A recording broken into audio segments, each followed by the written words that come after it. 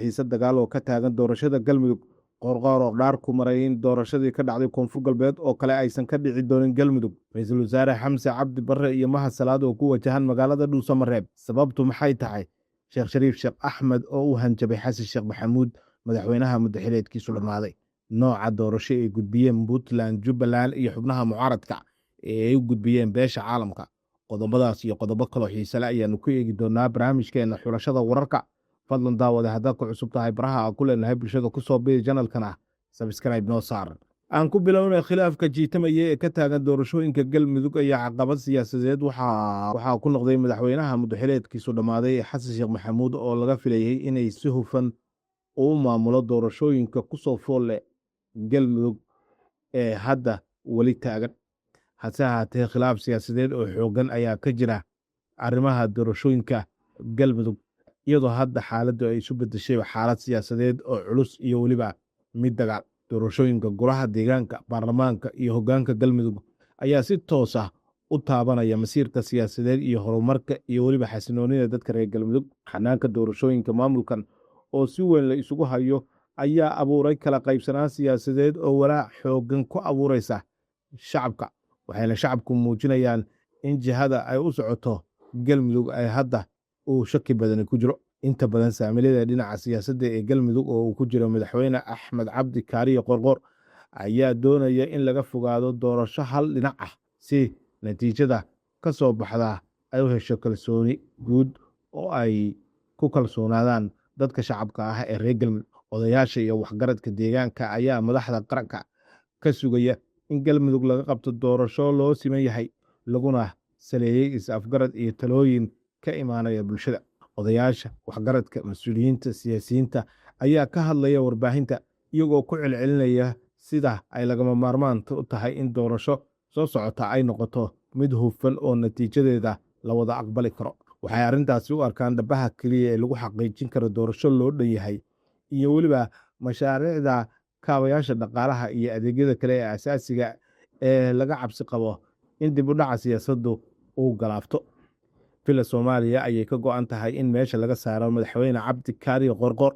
hase ahaatee qorqoor ayaa waxa uu wacd ku maray in aysan marnaba dhici doonin doorashadii ka dhacday koonfur galbeed oo kale, taasi oo u xaglinaysa hal musharax.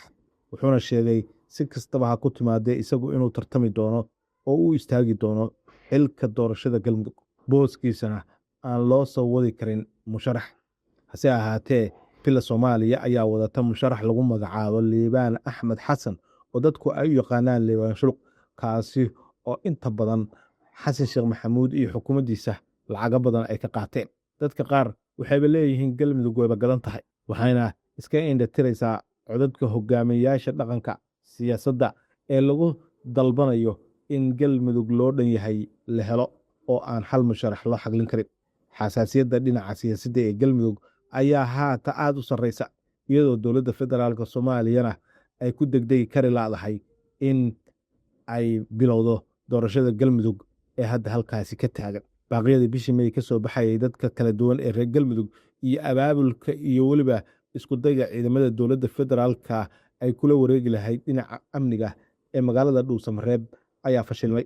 loolanka dhinaca siyaasadda ee ka taagan galmudug ayaa waxaa laga yaabaa inuu u gudbo qaab wada hadal iyo isu tanaasul dhex mara villa soomaaliya iyo garabyadeeda kale ee kasoo horjeeda. arrintanina waxa ay damaanad qaadi kartaa in jihada maamulka lagu saleeyo rabitaanka dadka deegaanka, in laga baaqsan karo xiise dagaal oo qalqal gelisa galmudug, iyo in doorasho hal dhinaca laga qabto deegaanada galmudug. hufnaanta doorashaduna waxa ay saldhig u tahay xaqiijinta dowladnimo adag, waxa ayna ka hortagtaa musuq maasuqa, khilaafaadka siyaasadeed iyo dibdhaca maamul ee horsoodi kara xasilooni darro.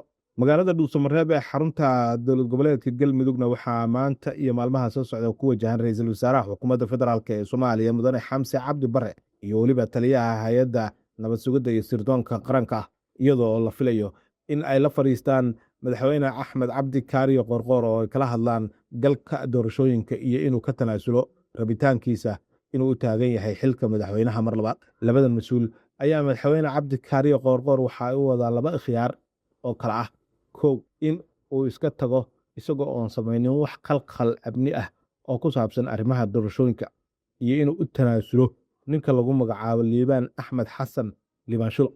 hase ahaatee axmed cabdi kaariye qoorqoor taa mar horeba waa uu diiday, waana looga caalayahay in uu ka haro doorashada uu kula tartamayo liibaan axmed xasan liibaan shuluq oo ay wadato dowladda federaalk ee Soomaaliya.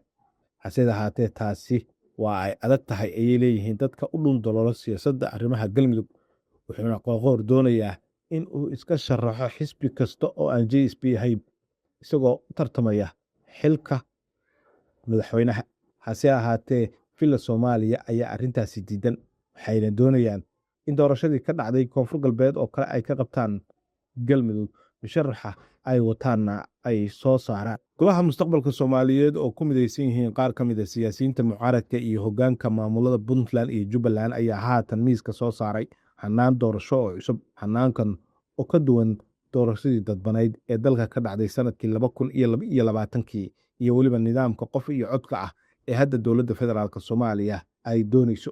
golaha ayaa sheegay in qorshahoodu uu ku salaysan yahay doorasho dadban oo ay ka qaybgalayaan dad iyo deegaano badan, kuwaasi oo lagu saleeyey doorashooyinkii hore si loo helo hannaan ay ku wada qanacsan yihiin dhinacyada siyaasadda dalka. sida ay sheegayaan xubno ka tirsan golaha mustaqbalka, nidaamkan cusub ayaa suuro gelin kara in doorashada dalka ay ku qabsato muddo 3 bilood ah ama 90 maalin gudahood ah haddii lagu heshiiyo qaabka loo wajahayo iyo hirgelinteeda. sida ay ogaatay warbaahinta, mucaaradka ayaa qorshahooda cusub u gudbinaya wakiilada beesha caalamka, kuwaasi oo kaalin muuqata ka qaadanaya dadaalada lagu raadinayo is-afgarad siyaasadeed oo ku saabsan hannaanka doorashooyinka dalka. sidoo kale waxaa la filayaa in beesha caalamka mar kale ay sor fadhiistaan madaxda dowladda federaalk Soomaaliya mucaaradka xilli dowladda ay sii wado qorshe doorasho oo toos ah, iyadoo dadaalada hadda jira diiradda lagu saarayo dowlad goboleedyada galmudug, hiirshabeelle kadib markii uu soo xirtay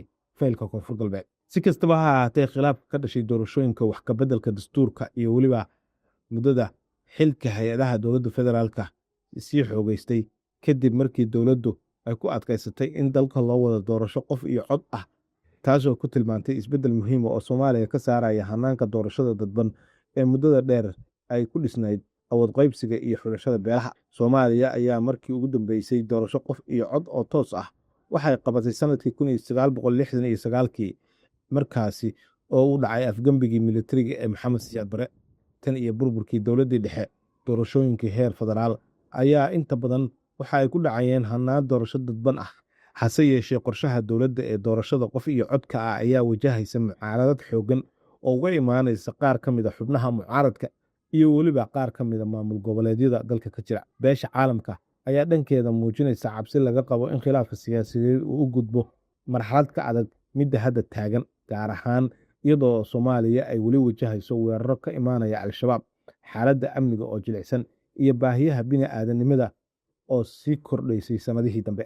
madaxweynihii toddobaad ee Jamhuuriyadda Federaalk ee Soomaaliya Sheekh Shariif Sheekh Axmed ayaa hanjabaad culus waxa uu diray madaxweynaha muddaxileedkiisu dhammaaday ee Xasan Sheekh Maxamuud, isagoo ugu hanjabay in Xasan Sheekh Maxamuud isagu inuu ka hor dhiman doono hadday dhimasho noqoto, siyaasaddana haddii ay cabsanayaan marnaba aysan soo galeen una soo istaageen.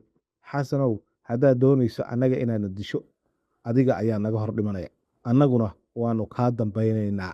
haddaad mooday inaannu cabsanayno oo qori iyo xabadna lagu cabsin karana, haddii aan baqayno siyaasadba kamaanan shaqaynin. waa hagaag daawadayaal, intaas ayuu ku egyahay barnaamijkeenni xulashada wararka oo inta badan aad ka daawataan Waama TV. waxaa idila socodsiinaya anigu Axmed Cabdi Maxamed Axmed Toronto. intaan ku kulmi doono barnaamijkan lamid ah, waxaan kaga tegaynaa saas iyo nabadgelyo. wasalaamu calaykum waraxmatullaahi wabarakaatu.